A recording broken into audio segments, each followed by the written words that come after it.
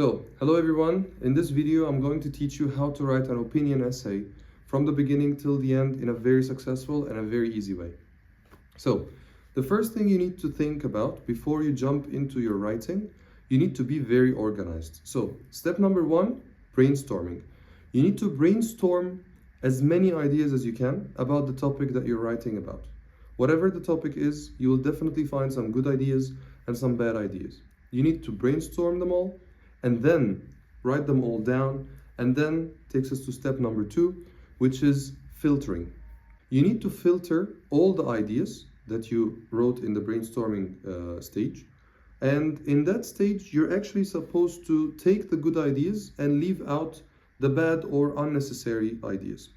Let's say you brainstormed ideas about this topic, and after you brainstorm these ideas, you have 10 ideas that you wrote, and then you start to cut down, or you start to filter the ones that you don't need, and you keep the ones that you actually need and you're going to use. Now that you've filtered all of the ideas, now it's time to start writing an outline. Before writing, as I told you, organization is very different, and we need to organize what we're going to write. You can't just jump into the essay and say, I will write spontaneously. That's not good for you, and it will definitely drop lots of ideas, and it will make your writing more chaotic. So the first thing we need to do now is we need to organize or outline what we're going to write.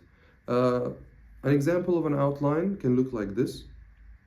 I'm outlining, or I'm basically writing the skeleton of what I'm going to write later in my essay.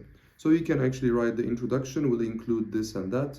The body paragraphs will be 2 or 3. Each one of them will tackle this and that idea. You can write a detailed outline if you have time. If you don't, you can just write a quick sketch of what you're going to write later. And the conclusion, usually I leave it till the end, so I just write summary of the main ideas. And then you start your writing. What should I write in the introduction? First, I need to divide the introduction into 2 parts. The first part is the general statement. The second part is the thesis statement. In the general statement, I'm actually writing a general idea about the same topic that I'm going to tackle. Let's say my topic is about the negative effects of overusing or excessive use of your phone. If you're using your phone for too long, it can have some negative effects on you. But there are so many effects, so what can I write about? In the brainstorming stage, I can find so many ideas, like 6 or 10 or 20 ideas. From those, I can just categorize them into 2, physical problems and mental problems. And from there, I can start actually dividing those ideas into the body paragraphs.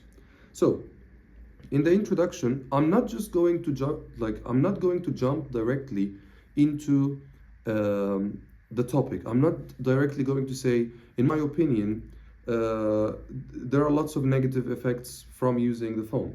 Or in this essay, I'm going to talk about this and that. No need to say that. You need to start with talking about what? Something more general than the phone. Phone is a category of technology. So I can go back a little bit more general and talk about technology. So I can say technology has become more viral, or technology has become a part of our lives. And then you can start going on from there. So I start with a general sentence like that, and then I start going deeper or more specific. This technique is called the funnel technique because it looks exactly like a funnel.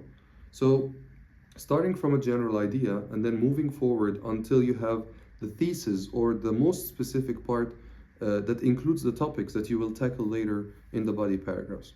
So in the thesis, I will state my opinion, and I will say, I believe, in my opinion, I think, of course you choose one of those, and you say, I believe that the excessive use of mobile phones can have physical and mental negative effects on human beings. And then you put a full stop, and then you're done with the introduction.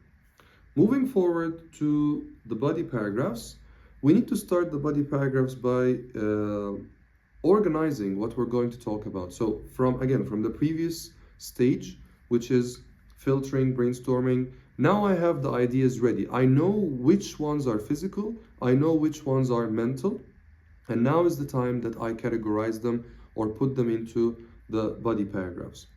I start the body paragraph with a topic sentence. That sentence will tell me and will tell the reader, basically, that this paragraph is about only this. So I can start like this. First of all, the most negative effects that are caused by using the phone excessively is seen on our bodies. So I'm saying that it's something physical. Full stop. And then I start stating the problems. I can have 3 problems, 4 problems, 5 problems, as much as I can write, of course. And of course, it depends on the time that I have. So I wrote, or let's say that I wrote the ideas, and now I supported each idea with an example or with statistics or research or a quote or even an anecdote from my personal life, or the best of all, of course, to have an explanation. Then I have to conclude my paragraph and move on to the next paragraph. So this means that I have to write one sentence at the end to tell the reader that actually this is the end of that paragraph. So I can say, in other words, these problems are the most common physical problems that people suffer from when they use their phones for long periods of time. Full stop, and then I move forward to the next paragraph. The next body paragraph will follow the same exact pattern, but different ideas. In the first one, I talked about the physical problems. In the second one, I'll talk about the psychological or mental problems, as we said.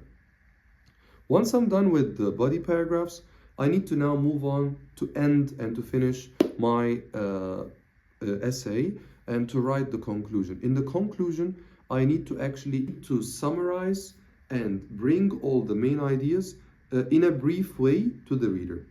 Think of the essay as a meal. You just had dinner. So when you have dinner and then you have a bad dessert, even if dinner was really good, if the dessert is not good, actually you wouldn't remember the good meal that much, because our brains would remember the last thing that we did or the last thing that we tasted. So the same thing applies to writing. Our brains remember the last things that we read. When you read an essay or an article, you always remember the last sentences or the last paragraph of the whole thing, the whole article. So try to make the conclusion a very attractive and a very memorable ending to your essay. So the 2 things that I advise you to do in the conclusion is, number 1, you need to summarize all the main ideas that you said, but in other words. So you can actually summarize and paraphrase. I'm summarizing the main ideas, the physical ideas and the mental ideas, and I'm putting them in other words in a brief way. So I can start by saying, all in all, or in other words, using the phone in an excessive way can have both physical and psychological, or both physical and mental effects on human beings. Then you can state, for example, this, and that, or this, and that. Full stop. The second part of the conclusion is going to be calling for action, which means I'm trying to encourage my reader to do something. I'm trying to have a direct interaction or a direct speech with my reader. So I can say something like, if I were you, I would do this. If I were you, I would avoid doing that. So giving advice or asking the reader to do something. Or if you feel like you don't want to give advice, you can actually warn the reader. So you can say, if you are one of those people who use their phones for long periods of time, then expect that you might suffer from problems physically and mentally in the future. So kind of like warning the reader of what could be the negative consequences of what they're doing right now. Some people prefer this, some people prefer that. It's up to you to choose. Some people even do both. They call for action and they write also some advice or warning to the reader in the same paragraph in the conclusion. That's it. So if you write the essay in that way, if you follow the same steps from brainstorming all the way until the conclusion, I'm sure that your writing will be very organized and will be very appealing and attractive to any reader. Now, there are some last points I'd like to mention, which can make your writing go up from like one level to the next, which is what I call the spices of a writing. The spices of the writing are what? Basically, the words that you choose, your word choice. When you're writing, you have to have a tone, and the tone is actually set by the words you choose. If you're writing about something serious, you need to try and choose some words that can actually indicate that you are in a serious tone.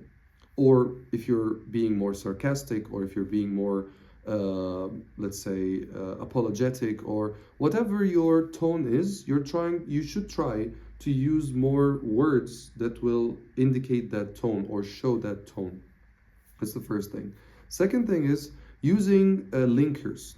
We need to link the ideas with each other. If I'm writing one idea and this idea is the first one, I need to tell my reader that first I'm talking about this and second I'm talking about that. So I need to make sure that my writing is actually organized and linked with each other. This is called coherence, which means that my ideas are actually flowing and connected to each other. Using words to show the beginning and the end, so saying first, second, third, first and last. These kinds of words link and make your writing more coherent, which makes the ideas flow like a river. If you follow these tips, I'm sure that your writing would be much better. By the way, this video is much more suitable for students that are at school, writing essays at school. Not for IELTS, because in IELTS there are some different tips that I would give you to make your IELTS writing better. So you can subscribe to the channel to watch the other videos for IELTS or for TOEFL or for other exams. So you can follow the page on TikTok and Facebook and also Instagram, all under the same name at Marvelingo. Yeah, I wish you the best of luck, and let me know in the comments if there's anything that you would like me to, if you have any questions or if you have any recommendations for the next topic about writing or anything else, it would be great. So, thanks so much and have a great day.